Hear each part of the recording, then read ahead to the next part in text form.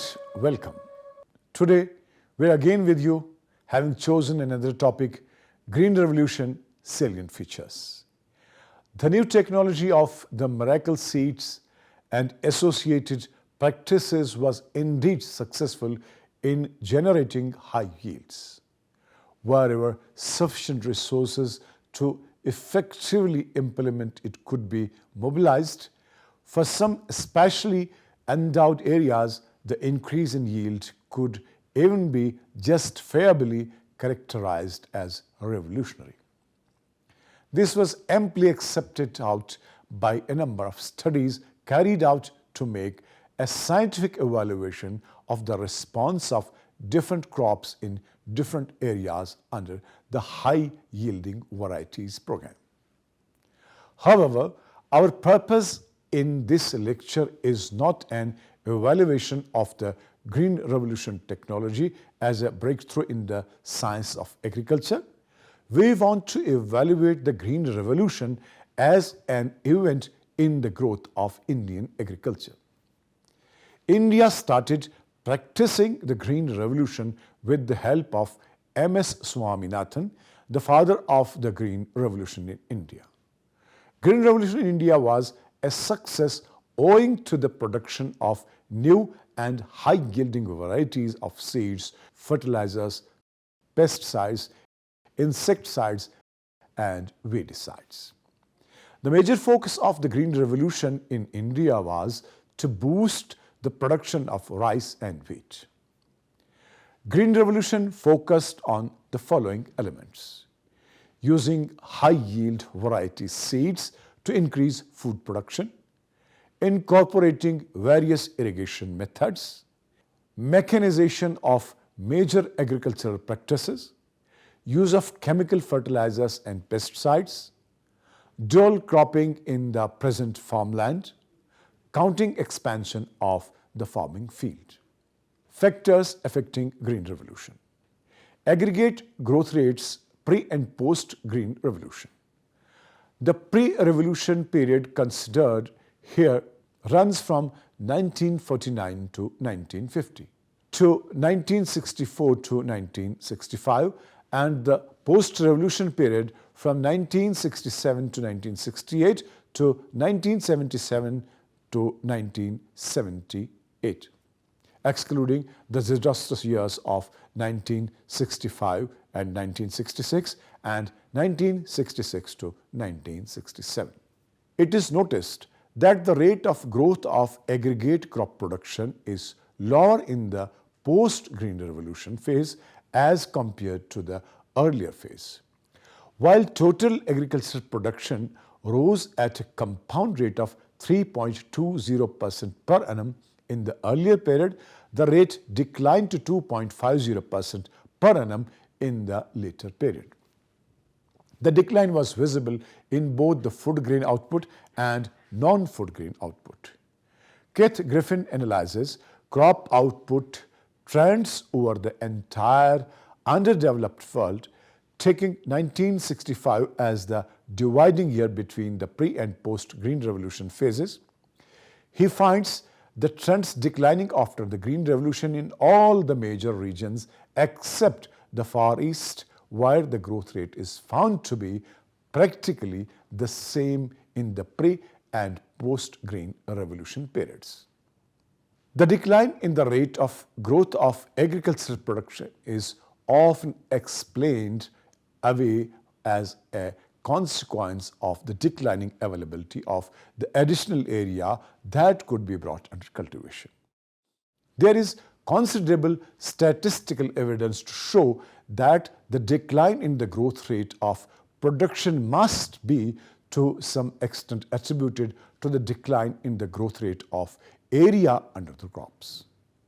The decline in the rate of growth of area does explain part of the decline in the rate of growth of production, but it does not explain all of it.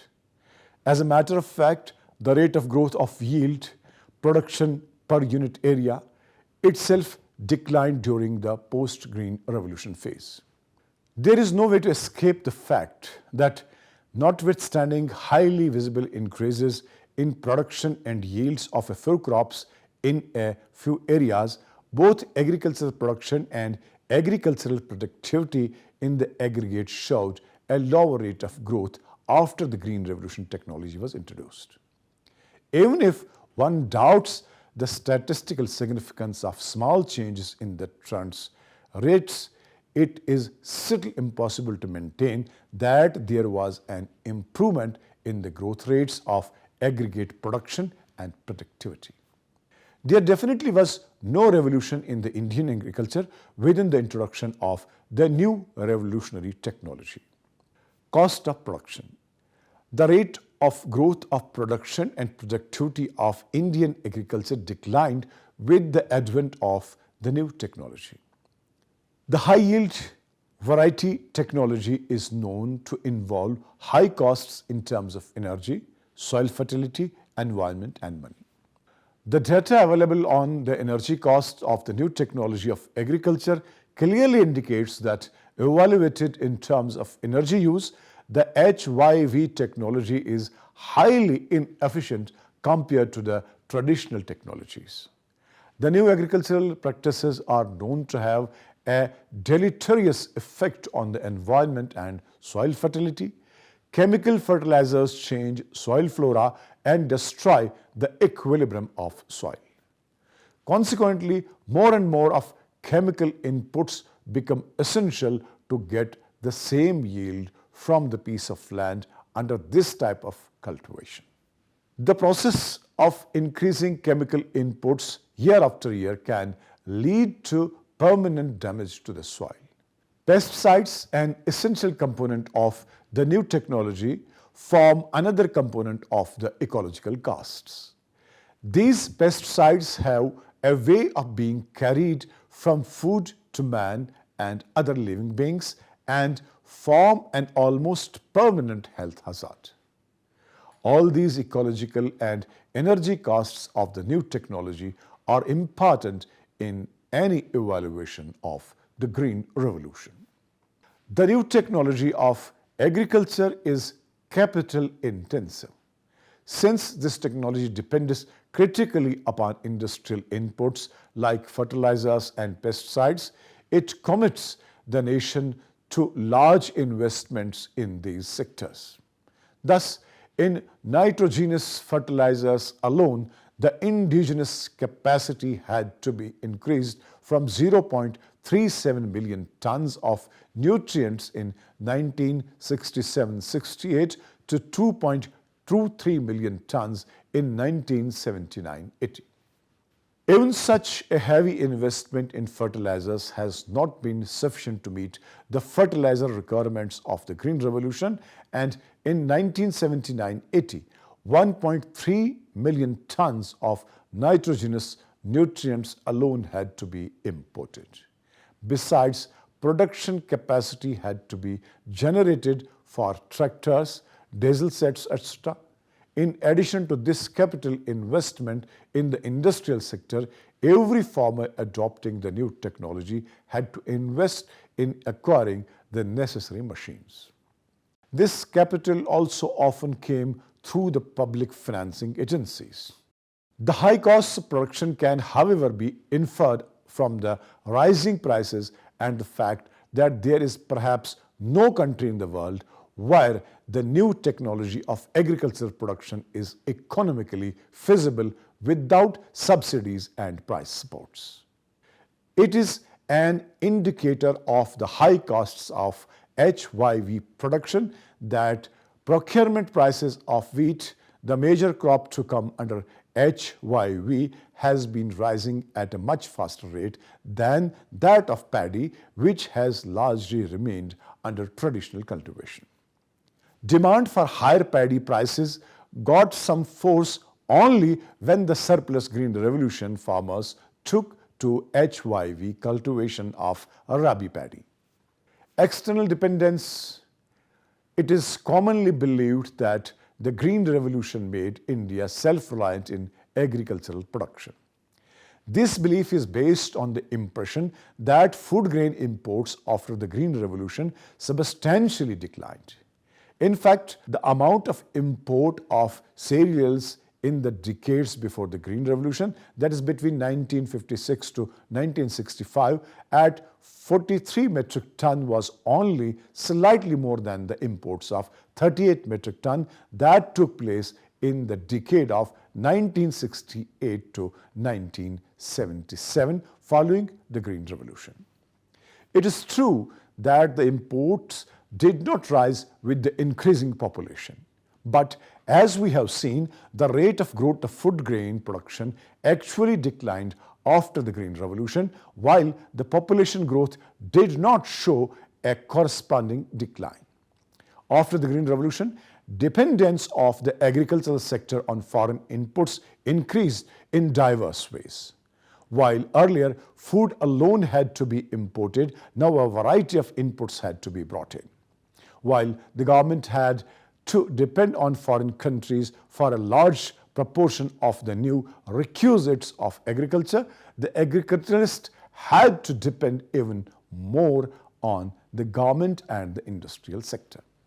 Disparities in growth. Vast disparity in growth from crop to crop and from area to area was an inbuilt feature of the new technology. While a few crops in a few areas showed enormous increase in production and productivity, most of the crops and most of the cultivated areas in the country stagnated and perhaps actually deteriorated. Crop to crop disparity. The major food grain crops, only wheat showed an increased rate of growth of production and productivity after 1967-68. In 1950-51, of the total food grain production of 52.58 metric tons, 21.81 metric ton was rice, 6.34 metric ton wheat, and 8.33 metric ton pulses. In 1963-64, towards the end of the first phase of post-independence agriculture, food grain production had increased to 83.38 metric tons. Of this, 36.17 metric ton was rice, 10.96 metric ton wheat, and 11.34 metric ton pulses. The production of the three crops had thus increased at about the same pace. In 1950-51, rice, wheat, and pulses formed 41.5, 12.1, and 15.8% respectively of total food grains production. In 1963-64, their respective share was 43.4, 13.1, and 13.6%. In 1970-71, after the Green Revolution, we find wheat production jumping from 10.96 metric ton to 23.44 metric ton, while rice moved from 36.17 metric ton to only 41.91 metric ton, and pulses remained static. The share of wheat in the total production of food grains rose from a mere 13% in 1963-64 to 22% at the cost of rice, pulses, and other crops.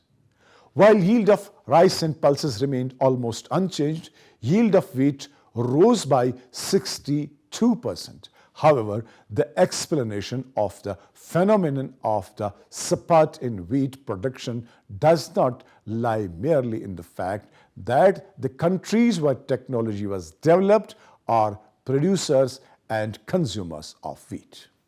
It was also convenient to increase wheat production to meet the policy objectives that had in the first place led to the acceptance of this technology. Area to area disparity. Wheat and rice in India are traditionally grown in different areas. The fact that only wheat increased in production and productivity gives an indication that the much vaster rice area must have suffered stagnation after the Green Revolution. One way to explain this phenomenon is to assume that as HYV areas were expanded, all the necessary sources could not be made available, and hence additional HYV areas did not show appreciable response to the new technology. Alternatively, one must assume that productivity in the non-HYV areas had declined to balance the increased productivity in HYV areas. Alternatives to green revolution. The HYV technology, with its high requirements of commercial resources, was designed to be applicable to only those areas that were already surplus in food. By making these surplus areas more surplus, it ensured that all additional outputs will find their way into the market. If, however, our expectation from a revolution in agriculture were that first of all it enables the millions of subsistence workers living below the poverty line to produce their essential requirements, then of course there would have been no question of even considering the green revolution technology. India had and still has a vast untapped potential of these resources, and some of the areas alternative to revolutions are irrigation. Irrigation is the most important input for the traditional agricultural technologies. It ensures the cultivators against the vagaries of the climate. It opens up the possibility of multiple cropping. It considerably enhances the employment potential of the land, and it almost doubles the productivity of individual crops. Costs of irrigation are difficult to work out because there is large variation from area to area. For peninsular India, where irrigation costs are relatively higher, National Irrigation Commission estimated in 1972 that the cost of irrigation 1 hectare was roughly equivalent to the price of the quintal of food grains, which would give a return of 5 quintals of food grains. Thus, in terms of economic efficiency, irrigation competes well with HYV cultivation, though HYV can be successfully implemented only in the irrigated areas. We therefore had to option of enhancing irrigation rather than making further investments in the already irrigated areas or to grow HYV crops there. In our country, irrigation has historically been the responsibility of the community and the state, and there has been a tradition of using community labor and locally available materials for creating and maintaining irrigation capacity. If we could revive the tradition, much cheaper and more efficient irrigation could be possible. Growth of production achieved through growth in irrigation, especially irrigation created and maintained through the labor and initiative of the village communities, would benefit small and marginal farmers. It would put their agriculture on sounder footing instead of making it economically unviable as the green revolution technology has done. Access of labor to land. Besides irrigation, the other major prerequisite of traditional agriculture is labor. Productivity of traditional agriculture depends largely upon the amount of labor that the farmer is willing to or is capable of putting in. This fact is confirmed by the well-known observation that almost everywhere in the developing world, small farms, even farms of size less than 1 hectare, on which labor is necessarily intense, are able to obtain much higher productivity than larger farms. Improving the access of labor to land and improving the availability of water thus offer a vast potential for a widespread and genuinely revolutionary improvement in agricultural production and productivity. This offered an obvious alternative to the Green Revolution, driven by a new, expensive and elitist technology. The existence of this alternative is well known to anyone who has any knowledge of agriculture. The National Commission of Agriculture itself had recognized that 1/4 small farms as a class are more efficient units of production compared to large farms when considered from the point of view of productivity and employment potential. Dear friends, To conclude, it is clear that no revolutionary improvement in the production and productivity of Indian agriculture as a whole occurred with the so-called Green Revolution. If anything happened, it was that the rates of growth of Indian agriculture declined. What looked like a revolution was merely a spurt in the growth of a few commercially important food grains in a few areas that were already surplus. This growth too was achieved at a very high cost of resource and at the cost of an enormously enhanced dependence of agriculture on external, often imported inputs. The increased costs pushed up prices all around and left the subsistence farmers, who were not protected by input subsidies and were not helped by higher output prices, since in any case they had no surplus to sell, further impoverished. The yields in those subsistence farms consequently seems to have declined below the pre-Green Revolution levels. From the urban industrial perspective, however, the change was truly revolutionary. It's now being declared that the country has already lost enormously by producing more food than what is necessary. That the prices of food grains should now be kept low so that the surplus farmers are forced to more essential commercial cropping. With this, today's lecture comes to an end. Hope you have understood every bit of the lecture. See you again with some another topic on another day in a different class. Till then, goodbye and good luck.